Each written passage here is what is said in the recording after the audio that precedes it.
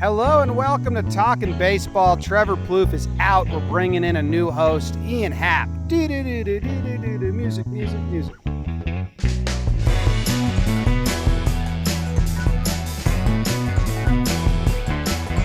What's going on, everybody? Welcome to Talkin Baseball live from Lincoln Park in Chicago. Sitting in the shade. Jake and I sharing like this. I feel rude about what's happening. I mean, I can just hold it myself. And we're with Ian Happ. Left fielder now. Great to be here. Yeah, left fielder now. Left field now. Extraordinaire. Going off right now. Trying? Yeah. Jake, how are you? I'm good. I was excited. I normally introduce the guests, so the whole episode's fucked, for lack of a better term. I went with. I was going to say, guest, face of the Cubs, face of Jomboy Media, face of Chicago, Ian Happ. That's a better introduction. I appreciate that. That's why I do that. I felt good. The Trevor's not here. He's not. He's usually here. He sucks. He's soft. How you doing, dude? I'm great. Yeah, I'm sad that Trevor didn't make it. You know, he was RV trip. The boys are doing it, and he makes it 2 days. What are we doing? He should see him on the RVs. He's like new Trev. Yeah. He's got some habits he brings out. He's like, just on the RV, just on this trip, and then back to family man now. Yeah, he changed. Yeah. He's doing all right. He's good. Yeah. Yeah. It's hot out, man. Is this you come here a lot? Lincoln Park? Do people find you here? No. What days do you run here in the morning? Yeah, it's a great area. Lincoln Park Zoo, not far from here. Free zoo. Drove past one that. of only a few free zoos in the country. To me, that translates to sad animals. Okay. Little Chicago pick-me-up episode. Yeah. Big Parks and Rec budget here. Big Parks and Rec Okay. budget. Yeah, they care about the green space. You can see this much green space in the middle of the city. Very nice. Not Central Park, but a lot of green space. Man, how about it? We drove to a completely wrong park. You did. How about that? Because this is like a famous park. Yeah. I actually sent you the pin for, I believe, that field. Yes. Yesterday. Somehow. Yeah, no, but this was the park. This was the park that we all looked at yesterday. I don't know Correct. how we got to the other Correct. park. And then, but the baseball field layout looks similar. So when I saw where we were, I was like, "These are the fields that I saw." Okay.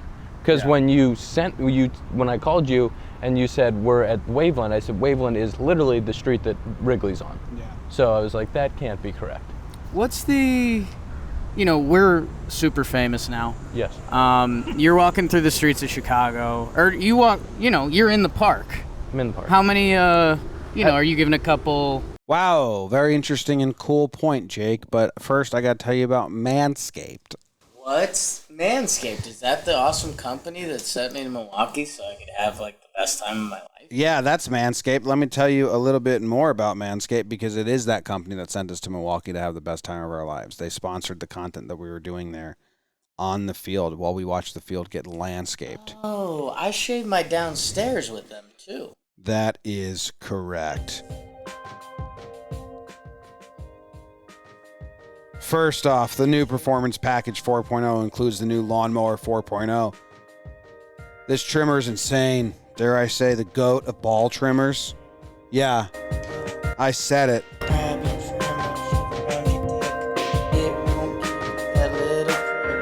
Lawnmower 4.0 is better. It gets down there, times are wetter. Shave around your penis and balls. Oh crap, it's almost fall. Get the Lawnmower 4.0. Get one for you and your bro. And you can get 20% off plus free shipping with the code Talkin at manscaped.com. That's 20% off plus free shipping with the code Talkin at manscaped.com. Escape the shrubs and weeds this summer and shine with Manscaped. Get in a car with all your bros and go shave your down belows. Manscaped. Okay, Jake, can you tell me that thing that you were talking about before? You're walking through the streets of Chicago, or you walk, you're in the park. I'm in the park. How many, are you giving a couple? As you can see, no one's recognized me. Right. So, not that much. It's, it's big city. People are doing stuff. Yeah. Once in a while. Okay. I'm also a very normal-looking person. You do look pretty normal. It's not like kind of stand out for a little when bit. you're looking at the Yankees outfield or Sure. Anthony Rizzo or Jason Hayward. You're like, those Right. are massive humans that must do sports. What do you do? Yeah. Yeah. But for me, it's like he's just a normal guy. Yeah. How we'll do some baseball stuff and then we'll talk about all these balls in our hands. Yes. Let's jump into it, dude. What's going on with the Cubbies? Because we obviously know they were kind of the talking point at the trade deadline for I don't want to say unfortunate reasons, but kind of. But it was. Like, yeah. Yeah. And then a lot of guys that were the face of the town for a while, they're gone. So like, tell us all about that. I mean, when it's happening, are you guys just kind of in a shell trying not to show emotion? Like, how does that all play out? Yeah, I think maybe it might have been 9 guys that we traded. That might be a record. I don't know what the record is, but that might have been it. And so it happened pretty quick. The first couple trades, Jock was early. Chapera was a little bit before the deadline. Chafin was a little bit before the deadline. And then the deadline day was sad. It was a sad day. Because Riz got traded the day before the deadline, right before we were going to fly. His whole family was there. That was waterworks, waterworks. You guys are benefiting from that. Congratulations. He's a great person. And then the next day was Javi and KB and Marisnik. And so that was like kind of, all right, now everybody's gone. And it was kind of, we were in DC and it was looking around and going, like, that's it. And for myself and the guys that have been there for a long time, and then some of the coaching staff that had been there through the complete rebuild, like the build-up, it was just a really like somber day about memories, thinking back to like, I was hitting off the tee with our hitting coach, who was my hitting coordinator in 15 and been there since 12, I believe. And I was like, man, when I debuted, like I hit in between, like I remember getting and being up there in between Riz and KB and being like, this is pretty cool. Like, this is pretty special. And like, I'm like crying, like hitting baseballs like off the tee, like what's going on? But like, that was a relationship. When you play with guys for 5-6 years, like those are relationships you build. And it's a lot of bus rides and flights and road trips and bonding time. A lot of team dinners, a lot of wins together, a lot of memories, celebrating, and especially because it happened in DC and we won Game 5 there. That was like our big playoff series win when I was there with those guys. So like that spot was kind of, it was emotional. But now, we have a good group of guys, a lot of guys who are getting a chance to prove themselves with the last month and a half and kind of make a name for themselves and earn a job for this year, next year. And it's exciting. It's a different time, but it took some adjusting, but we're just trying to play and learn and do the best we can. Can I ask you to grade the goodbye hugs, just rapid fire? Ooh. Just go KB, like it was A+ hug. KB, yeah, no, KB B+. It was okay. I kind of caught him right as he was finding out, so there was a lot going on. Okay. So B+. Wow, B+. Rizzo. Rizzo A+. Yeah, A+. Javi was he came in really late after everything had already happened. B+. Okay. B+, similar. Jock, I mean, he was only there for half a year, but he was an awesome guy. But he was an awesome guy. Jock's hug, I'm trying to remember that specifically. It happened so early. It was really a shock. It was actually, I didn't even get to say goodbye to him because it was All-Star break. They were so a bunch of the guys vacationed together on the All-Star break, and so they were in wherever they were, and he actually flew directly to Atlanta, so I didn't get to say goodbye. I was on the plane going to Arizona to start the second half, woke up, Jock was traded. Toughie. What's your normal hug technique? Do you try to get the do you try to get the diagonal, or if you see a bigger guy, are you just going low? See, I like the diagonal. Right. But the bigger guys, it's tough because you feel you're telling me you can feel real small when that guy's on like wrapping his arms over you. You just wrap around the waist. So I like to do like the pat the side. Like I'm not that much shorter than you. Like give me a hug and then let me. Yeah. Because when you wrap it under, it's demoralizing. There you go, pats on the head. Yeah. Yeah. There was a clip of Kimbrel going to the White Sox clubhouse, and before he walks in the door, he just says, I've never seen this one before. Like, I've never been on this side of the clubhouse before. Is there any curiosity for you? Like, are you texting these guys and be like, hey, what's the home clubhouse like there? Or like, what's different? Hey, before we go on and Jake says anything more stupid, we got to talk to you about Roman. Jake, can you tell him a little bit about it? Man, it's Friday night, the feeling's right. You just got in from flying your kite. There's a lady there, no Fred Astaire. You danced around in your underwear.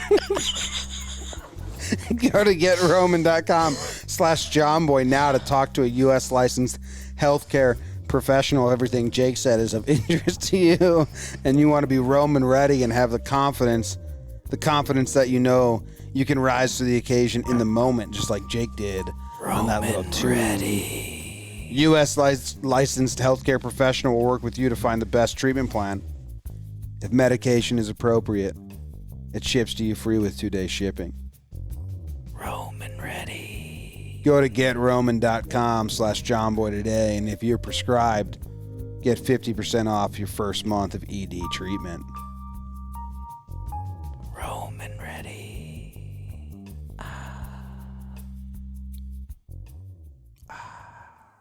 Roman ready. Okay, back to the show. Is there any curiosity for you? Like, are you texting these guys and be like, hey, what's the home clubhouse like there? Or like, what's different? Yeah, there's a lot of curiosity. I think especially New York's one that you've heard a ton of stuff about their home clubhouse and the food. So big on asking Riz questions about that. But yeah, the home clubhouses, and then like how like different hitting coaches, different analytics, different R&D, like how the front office is involved, like all that stuff's pretty interesting from someone who's only been in one organization. So hearing different perspectives is Has cool. there been like one nugget that stood out that you were like, ooh, and it changed a little something in you? Like analytics or hitting coach, or just kind of like... I've heard about a few different places, just like, and this isn't specific to the guys that got traded, but just like we felt like there was a lot of pressure at times, like for our group, especially at the end, to perform and kind of keep everything together. And I think just different organizations and teams, like how much the top down, it's like we gotta win, like we need to win.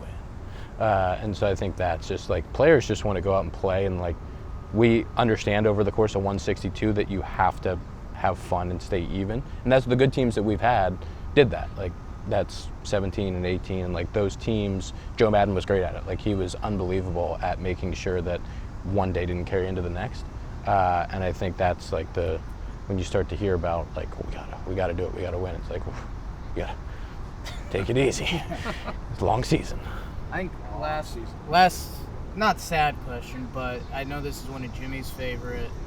You mentioned, 9 guys, nuts. The group text messages. Oh yeah. Ooh, yeah. We have a couple good ones. Down? We have a couple good ones. We have one. There was a poker game, so we have one group text with all the guys who played in the poker game that still goes. But it is so like the team group text, like guys are getting removed. Yeah. And that's a sad thing to see. When that guy's name gets whacked off the list, you're like, whew. At one point we did count. We had, of the 26-man opening day roster, we had 10 guys still with the team. Who's the most active in the team group chat? Like, is it mostly like, BP times and the daily schedule, and then is there one guy just, sending memes and gifs all the time? Yeah. That group text, I guess the team group text with like BP times the schedule, like Jay Hay's really good at like some motivational, some positivity. Jay Hay's great at that. But the other group text, like the poker game group text, Jock Peterson's hilarious. So like he's in there being very funny. Mike Napoli is fantastic as well. So our quality issue, he's assuring our quality. So what rest of the year, we opened it up with, you're playing left field now. Correct. You've always been a versatile guy. Is it goals the rest of the year? Obviously, anytime you come up to the dish, you're trying to hit. That's every hitter's goal. But, can you even say, like, if you wanted to work on something defensively at another position, do you think that would be an open discussion? Or for you, is it still, I'm going to show up every day, give the best I've got, go from there? Yeah, you just try to, I think it's really important, especially what I've learned pretty quick in times like this where you're at, like, never been out of a race in August, right? And so you have to take it one day at a time, because as a team sport, you're always so focused on playoffs and then, like, hey, we're going to be here until November. And so if you look at, like, when you're 60 days out or 45 days out and you're like, whew, it's going to be a long 45 days, you get away from you pretty quick. Yeah. So you have to really be one day at a time and focusing on having those good at-bats that day or what you're going to do defensively that day. And for me, outfield is kind of the spot where I've found myself most comfortable now. I went back in the infield this year, and it was a little quick. A little close. A little quick in there after being out for a couple years. Last time I played, like, consistently was 18. And so coming back, I was like, these boys are a little close. A little close. Yeah. I'll play deep. Yeah. Everybody take it easy. Martini shift. Back there. The left field fans different than center field fans versus right? Like, is a there little a bit difference in the crowd? at Wrigley? Yeah. So the bleachers, you guys should definitely go see the bleachers today. Left field tends to be, especially in the corner, like more season ticket holders. As you get closer to center, it's your more the party crew. Like left center to center is the party crew. Right center continues the party crew, and then again, once you get to right, it's more season ticket holders. So I think the rowdiest section you're going to find is probably right center is probably the rowdiest, and then you'll have like some sections of left as you get like really close to the field that can be a little rowdy, but yeah, it is a little bit different as you go across. With Javi and Rizzo gone, I don't know how many more times you play the Reds. Amir Garrett's going to need someone to yell at and yell with again. Yeah. Do you feel like you miid pick up, that role? Or do you think it's going to be Garrett's new yelling? I try to stay away from that. I clipped him one time, and it was, I think after something like that happens to a teammate, like, you got a squirrel sneak. Those feel good. Ooh. He's in a stance. He's looking for the balls. I mean, he's in like hunt mode. Yeah. We're on his time now. But I don't know who. I think when like the teams are competing for the division, it gets a lot more intense from the pitcher perspective. Yeah. Hot. You're lost in the squirrel. Yeah, you got really into Well, I was squirrel. worried for BBD because, that's the closest he would ever. The squirrel took one more step towards you. You were walking the other side. It's fair. That squirrel looked like he was on a hunt. Are you allergic to squirrels? Not a rodent guy. Yeah. It's fair. We have mice in the office sometimes. He doesn't like them. This has been a big mice in the office week. Glad we're not. Yeah. Stop showing off, guys. You should make a new show, Mice in the Office. Yeah. Mice in the BBD office. and a mouse. What's what do you prefer when you're in the outfit? I mean, what lights you up the most? Is it when someone just yells something silly? Is it when someone's, I guess, being mean if you're a real sicko? Is it? Wow, that was really dumb, Jake. Let me break up that dumbness with a little ad. The NFL is back, and DraftKings Sportsbook, an official sportsbook betting partner of the NFL, is giving all new players a can't-miss offer for Week 1. Bet just $1 on any NFL game during work the first week of the season to receive $200 in free bets. Do you like free money, Jake? Place your bets. Make sure it's not those New York Mets. Place it on football. It's almost fall. Give a call to DraftKings, y'all. Yes, hell yeah. What, Jake said?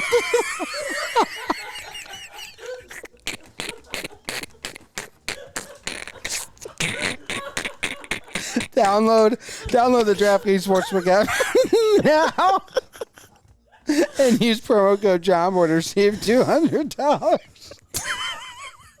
in free bets when you place a $1 bet on any Week 1 game. That's promo code Jomboy to get your free $200 in free bets instantly for a limited time only at DraftKings Sportsbook, an official sports betting partner of NFL. Must be 21 or older, New Jersey, Indiana, or PA only. New customers only. Restrictions apply. See DraftKings.com /sportsbook for details. Gambling problem, call 1-800-GAMBLER or in Indiana, 1-800-9-WITH-IT. Thanks, DraftKings. Let's go back to what Jake was talking about. What lights you up the most? Is it when someone just yells something silly? Is it when someone's, I guess, being mean if you're a real sicko? Is it, I love you on the compound? Like, I do love those. What do you like? What do you like hearing the most in the outfield? Because we can actually spark some of that today. Yeah. I think we have great fans, and when they're, especially when you stink and they're encouraging you, I appreciate that. Like, I think the real Chicago fans that, like, are 95% of them are the ones that are like, even though you stink, because you're wearing that uniform, I like you. But I love a good compound shout out. I get a lot of Parse rum. Yeah, I say rum. We get a lot of those, which is great. Big, and the coffee too. People are like, "Hey, I love your coffee." I'm into that. I like when people care. What if they shout out? I mean, I don't know if you have a dog, but what if they shout out your dog name? Some people try to go real personal like that. So some people are like, "Hey, I know your girlfriend," or like, "I went to school with your girlfriend." Like, that's weird. Yeah. You know that. Yeah. Stop. Yeah. Keep that quiet. Yeah. We heard. I think it was Aaron Hicks. Someone said they were yelling his dog name out, and he was like, I don't know. Yeah. Yell about me. Yeah. Yeah. Some people with the little personal comments, you're like, I don't know about that. How many dogs do you think are named after you? Just Happer? Happer? I hope there's one or two out there. Not as many as there are Rizzos, I'll tell you that. Yeah. That's a good dog name. That's great dog name. Rizzy. Yeah. Riz. Bias? No. Be Hobby. Javi or El Mago, maybe with the Mago. That's a good puppy name. Yeah. I got one dog named after me, that's all I know. Guy hit it in his car. Yeah. It was hurt, and he got it back to life. It's like the sausage race. Is it named Jomboy? Yeah. Jomboy. Jom Dog. Jom Dog, that'd be good. Cool. Yeah. All right, we're gonna play some games, so go check out that. I think we're good. With balls. Good. I was, and this question's not about you. How about? What are you golfing at all? Because I played the other weekend, 83. It's not a big deal. It's pretty tight. I was pretty tight for I saw the 18 holes. I saw the hat. I like the hat that you were rocking. Which hat was I rocking? I think it was a Jomboy hat. And I was like, this? I think it was that one. Yeah. I was like, I might have to mix one of those in. We've started doing some more basic logos, a little more chic. But you're into fashion. You're a chic guy. I'm a fashionable guy. That's what people say. Yeah. What else? What's life off the field? Are we watching anything good? We're golfing. We're golfing. We're golfing. We're playing. We cooking. Golf. Yeah. Netflix? Yeah, I'm into Blacklist right now. I didn't watch Blacklist ever, and now I'm into it. So I'm finishing that. I like long shows on Netflix that have 3, 4, 5 seasons.